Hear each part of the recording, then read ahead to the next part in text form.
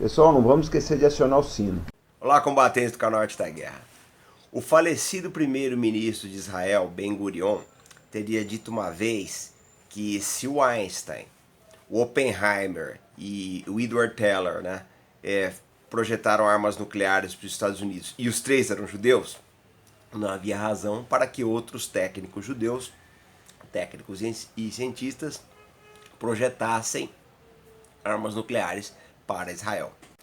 Sobre o Teller, eu quero só fazer uma parte aqui, tá? O Teller era o gênio das armas nucleares, ele foi o pai da bomba de hidrogênio, etc., dos Estados Unidos. Dizem que o personagem do Doutor Fantástico, aquele filme do Kubrick, teria sido baseado nele. Eu quero fazer qualquer hora um vídeo sobre o Dr. Edward Teller, vocês me cobrem aqui. Mas continuando o nosso assunto, o Ben-Gurion estava quase obcecado por armas de destruição em massa para Israel. Ele tinha lá as suas razões, porque se vocês lembrarem bem, nos anos 50 e 60, Israel estava numa posição muito complicada com relação aos vizinhos árabes. Eles não tinham ainda a superioridade tecnológica que só viria nos anos 70 e 80, né? E a simples força numérica dos vizinhos árabes era uma ameaça concreta para Israel, então eles queriam ter essas armas como uma forma de dissuasão. Foi o que aconteceu nos anos seguintes. Bom, o programa nuclear israelense, ele tem origem na França. Havia uma cooperação muito grande entre franceses e israelenses, e há boatos de que em 1963 Israel teria feito um teste subterrâneo, isso no deserto. Isso não tem como ser provado. O fato é o seguinte: a colaboração entre franceses e israelenses, não só no campo nuclear, mas em outras atividades militares, ela teve uma sensível mudança quando o presidente de Gaulle se recusou a colaborar com Israel por uma série de fatores. Aí o fato é que muito do conhecimento israelense a posteriori no campo nuclear veio da Inglaterra, tá? E de uma tecnologia também local. Eles tinham técnicos, cientistas excelentes, muita gente que veio de outros países. Há quem diga também, algumas fontes americanas dizem que o Israel teria começado a produzir efetivamente as suas armas nucleares depois da Guerra dos 6 Dias.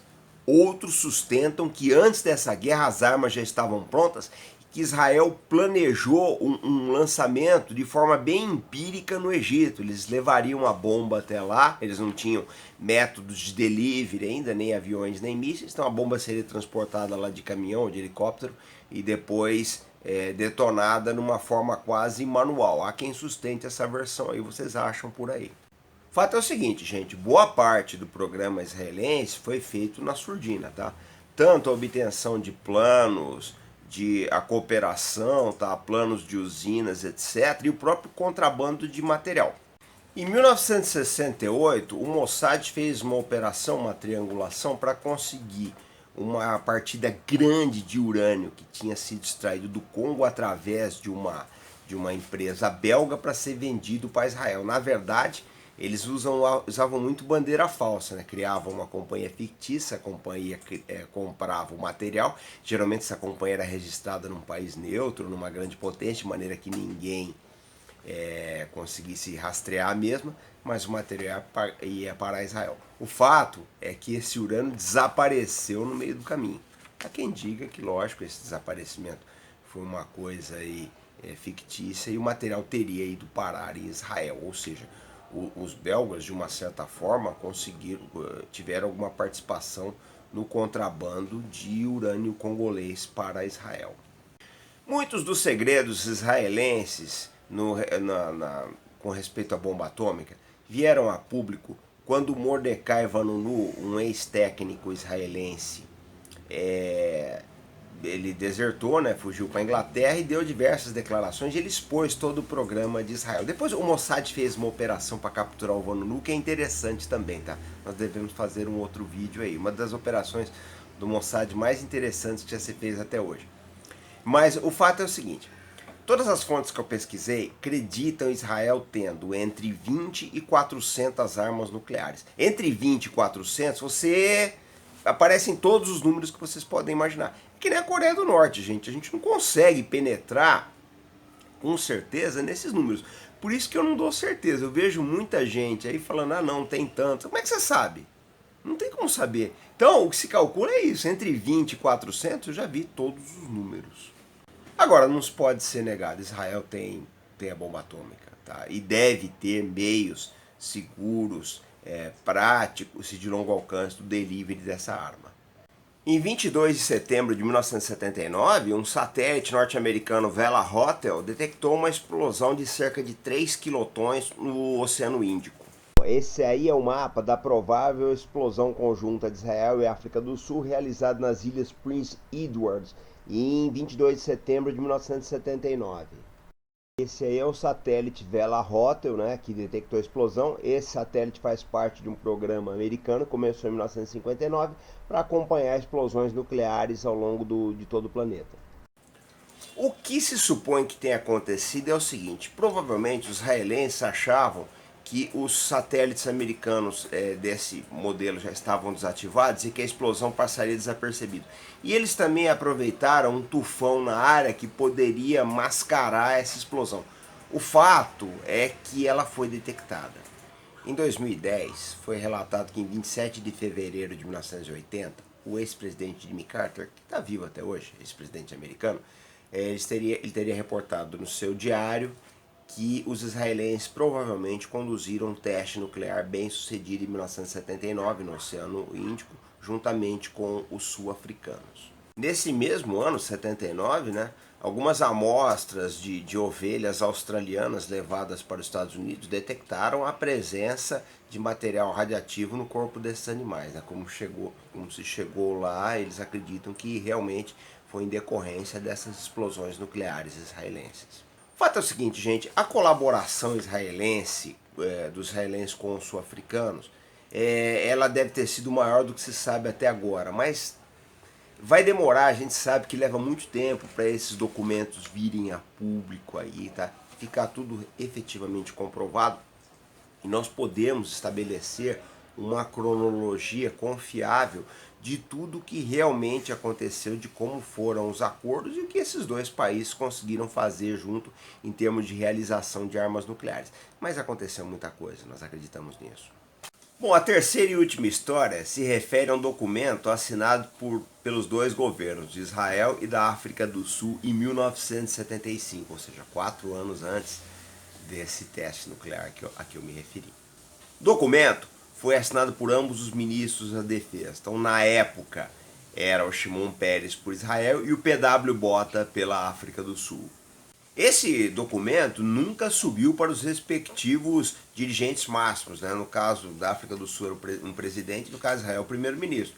Mas eu lembro o seguinte, tanto Shimon Peres quanto o P.W. Botha chegaram ao cargo de dirigentes máximos nos seus respectivos países. O que a África do Sul queria de Israel eram mísseis Jericó, capaz, eles falavam de 3 tamanhos, né? Israel ofereceu em 3 tamanhos, que na verdade não tem a ver com o tamanho, tem a ver com a carga. Então eles queriam mísseis com ogivas convencionais, químicas ou nucleares. Israel teria se prontificado a entregar esses mísseis com essas capacidades. E esse aí é um míssil Jericó israelense. Existem diversas versões, mas há quem acredite que ele pode transportar uma carga de meia tonelada por 7.500 quilômetros. Esse é o documento assinado por ambos os governos de 1975 e obtido por um pesquisador americano, Sasha Polakov Suransky. O fato é que posteriormente a África do Sul desenvolveu bombas atômicas. Isso vai exigir um vídeo dedicado a isso, tá, gente? Eu quero fazer um vídeo só sobre as bombas atômicas da África do Sul. E muito provavelmente essas bombas atômicas, elas foram construídas com assessoramento israelense. E é uma coisa interessante vocês notarem o seguinte. Eu já falei aqui várias vezes que uma boa parte da tecnologia da Coreia do Norte, muita coisa veio do Paquistão. O Paquistão recebeu essa tecnologia dos Estados Unidos. Aí vocês pegam os israelenses ensinando os sul-africanos, aprenderam com os franceses e por aí vai. Então vocês notam que a tecnologia nuclear, esse fogo de Prometeu aí, ele não consegue ficar compartimentado, ele acaba se proliferando e de uma maneira bem maléfica. É ainda nebuloso sobre o quanto Israel cooperou e o que eles efetivamente passaram ou de tecnologia ou de material para os sul-africanos. O novo governo da África do Sul tem sido bastante colaborativo em divulgar essas informações que eram da época do apartheid, tá? esse documento do Bota, por exemplo, do Shimon Peres, havia uma cláusula lá que ele jamais poderia até sequer ser admitido a sua existência, tamanho o grau de segredo que tinha em cima do mesmo. Mas o novo governo sul-africano não colocou pano preto, não.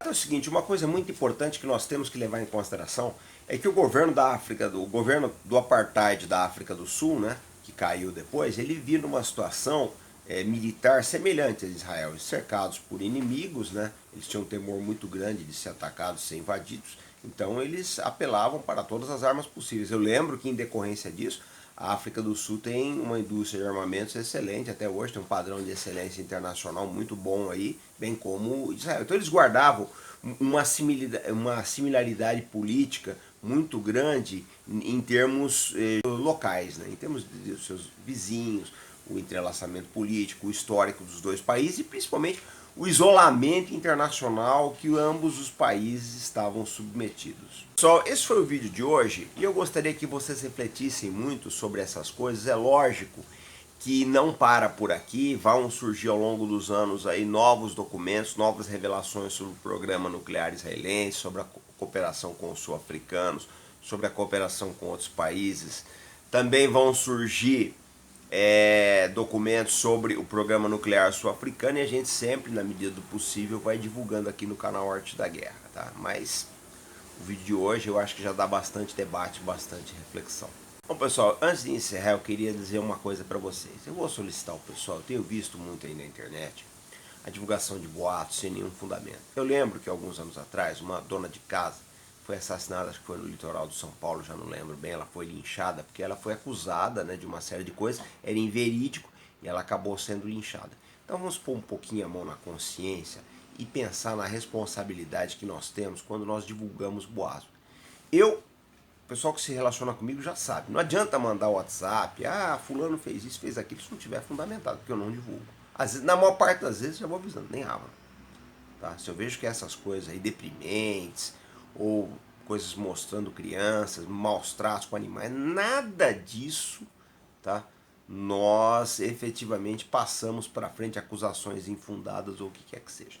Então eu digo para vocês o seguinte, gente, a rede social é uma arma, tá, em favor da nossa cidadania. Vamos usá-la a nosso favor, tá? Vamos empregá-la para boas coisas, para disseminar, tá, boas práticas, tá? Para levantar, por exemplo, desmandos. Aconteceu um desmando numa prefeitura, etc. Tem prova, tá fundamentado? Lógico, coloca nas redes sociais. Isso tem que ser feito. É para isso que ela serve. Agora, nós atentarmos contra a integridade de pessoas, como eu tenho visto aí, não é por aí. Não é assim que se conduz as coisas. Então esse foi o nosso vídeo de hoje. Nós estamos voltando amanhã com a série israelense, a série do Afeganistão, tá? Tava meio combalido aí com essa dor de garganta aí, mas acho que amanhã já estou em condições, deve sair a segunda parte do Afeganistão. Então, sempre com responsabilidade e compromisso. E uma enorme fé desse país que nós amamos tanto. Até mais, gente.